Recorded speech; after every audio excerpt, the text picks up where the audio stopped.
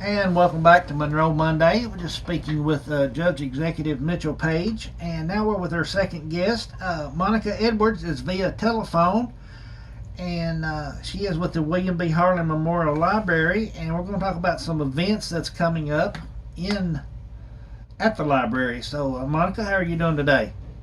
I'm good. I'm glad to be here. Thanks for having us so we can share all this information. We have a lot going on in the library the next month or so, and I want to make sure we got the information out to everybody. Okay. March the 8th, it's a Tuesday. Yeah. We're having a pop up driver's licensing event, and we just need to explain to people what exactly that is. I think a lot of people think they can come and take a driver's test or whatever, but that's not the case. Hey, now, this is all fully, if you need a driver's test, you need to schedule at your regional Kentucky State Police office. That has been suggested that if you do schedule your driver's test on that same day, you need to schedule a test with the transportation office at the regional location there so that you can go straight from the driver's test and hopefully you'll pass it. And then go get your, what they're going to give you is a temporary piece of paper, and you'll get your driver's license in the mail from the way it was explained to me. Now, again, at our library, there will not be a driver's test. This is straight up, you come in so you can get your driver's license renewed, get a Kentucky State ID of what you might need, a CDL. You just need to make sure that all your documentation is original. You cannot have a copy of your Social Security number. It has to be the original Social Security card. Same for your driver's license. If you're trying to get one of the REAL, real driver's license, in case you wanted to fly, you need to bring the birth certificate that's got the embossed on it. It cannot be a copy. Again, it has to be certified copy. Terry Sebastian is the person that has arranged this with us. He reached out to the library so that people will be able to come locally, and they'll be back again in September. And this way people can come in and get what they need in their own county at the library. They're taking 36 appointments that day. If you go online to our website, it has a lot of different information on there. It's wbhmlibrary.org. And click on events, and you'll see the driver's license event pop up. It has a lot of frequently asked questions, and I'll take you a link to where you can register. Now, some people are going to get on there now and see that there's no availability because it's already fully booked. However, I reached out to Terry Sebastian. He said we can take a waiting list because he says what happens is that about a week before, they reach out to everybody through email and phone call and discover that some people don't have to come, and so they cancel their appointments. And I kind of paraphrase this as it's kind of like having a temporary party or a Medicaid party. You invite 40 people and half of them show up. So what he's telling us to do is take a waiting list. I need your name and address and your email information. We send that to them, and they'll reach out to you ahead of time. So that way, there's not any blank spots. If they have somebody not show, they can slide somebody in that spot. Does that make sense? Yeah.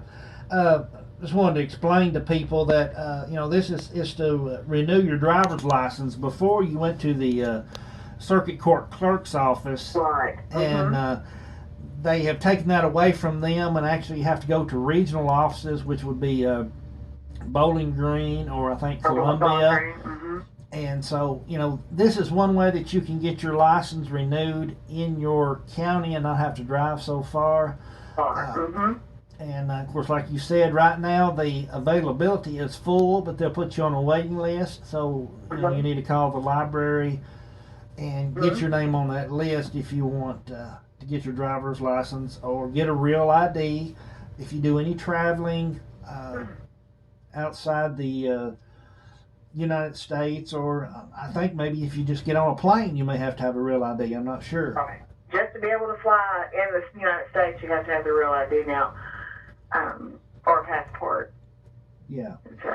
So that's what this is a way that people can have. I mean, right now I have a regular driver's license, and I'm hoping to be able to get a real ID at some point like I said, you have to have a certified copy of your birth certificate, and the proof of ID for your Social Security has to be the original. He said what happens is a lot of people show up and they'll bring copies and that they can't do anything with them. It has to be the original and certified pieces of paper. Right, understand. Okay, and that's Tuesday, March the 8th, and that's at the William B. Harlan Memorial Library. Right. So while we got you on the line, is there anything else going on at the library you'd like to throw out there?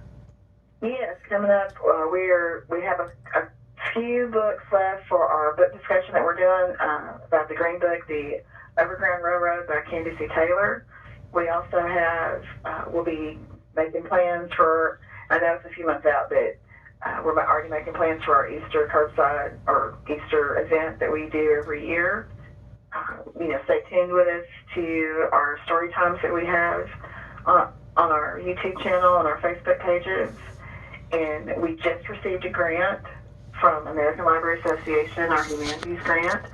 And, Terry Simpson is our community archivist. And now this money that we received from the grant is going to enable us to carry our interviews with local people even further. There's some training that Terry's going to be able to attend. There's also equipment that we're going to be able to purchase so that we can do some video interviews. And there's also a big machine that we've been trying to get for a long time, and thanks to this grant, we'll finally be able to get it. Our microfilm machine needed to be replaced, and now we have a microfilm scanner that we're going to be able to use. This makes it easier for people who are doing research for genealogy to locate what they're looking for in our system, but it also enables Terry to be able to do more interviews out to the community so we can build our archives about Monroe County history and our families so that this information isn't lost and those stories aren't lost. Terry, did you want to add something to that if you're still sitting there? Yeah, I'm really enjoying the interviews. I'm sure everybody saw, I just recently did one on Anita at RNS Barbecue. It's went over really well. The school, one of the teachers even used it for their Black History lesson, and the kids loved it.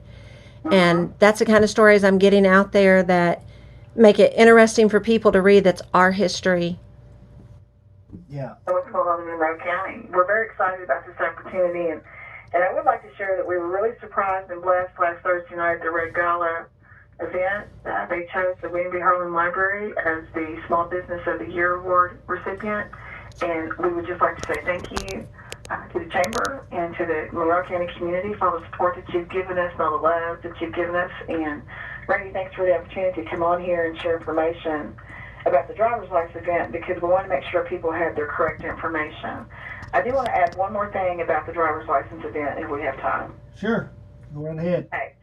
One of the things that he wanted me to make sure was that if you're a woman and you're married, please make sure that your birth certificate and your Social Security card names match. I think he called it like a loophole. So you need to either bring in a marriage certificate, or and if your spouse has passed, you need to bring in a death certificate to show the union. And then also everyone needs to have true proof of residencies, like a utility bill and a bank statement, and just to make sure that the process when you come in, because they've only allotted 15 minutes per person, so they want to make sure in the process you come in and you can get out in a timely fashion so they can make sure they get everybody that's registered that day taken care of. They will not accept walk-ins. However, if you're on that waiting list, you have a better chance of getting taken care of. So make sure, if you need this, to get on the waiting list. And if you can't make this one, they will be back in the end of August or 1st of September. You haven't chosen the date yet to come back. So, but this looks like something that we're going to be able to do at least twice a year for folks, so they're not having to travel an hour to, an hour and 15 minutes away. And I would like to say, if someone else who's not possibly from Monroe County but is listening to this right now, he did say that you're eligible to be on the waiting list, and you're also eligible to come in to the next event that we have. He's like, as long as you bring the proper documentation, you should be able to be taken care of. Yeah, so you don't have to necessarily be from Monroe County. Exactly. Yeah. They're trying to get as many people as they can. I'm not really sure why it's no longer done at the... I reached out to Miss Kim at the Circuit Clerks to make sure that, everybody... She reached out to Metcalf, and they said it went really well at Metcalf, according to the information that she gave me. So we're going back and forth trying to keep up the lines of communication so we are all on the same page, making sure community members getting taken care of. Yeah. All right. Appreciate you calling in, Monica. And For having us. so, like, this is March the 8th, so get on the waiting list and call the William B. Harlan Memorial Library. Call 287-487-5301, extension 1. Thank you, guys. All right. Thank you, Monica. Take care. Bye-bye.